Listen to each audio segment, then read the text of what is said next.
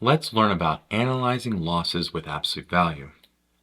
A business lost -$500 and another lost -$300. Which business had a greater loss? Use absolute values to support your explanation. Let's go for our first business. Absolute value of 500 or -$500, right?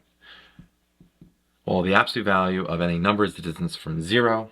Absolute value of -500 is a positive $500. The other business here, absolute value of -$300. Same idea, it's going to be a positive $300. So if we compare the two, we know that $500 is greater than $300. Now remember, this is referring to the loss, right? Both of them lost money.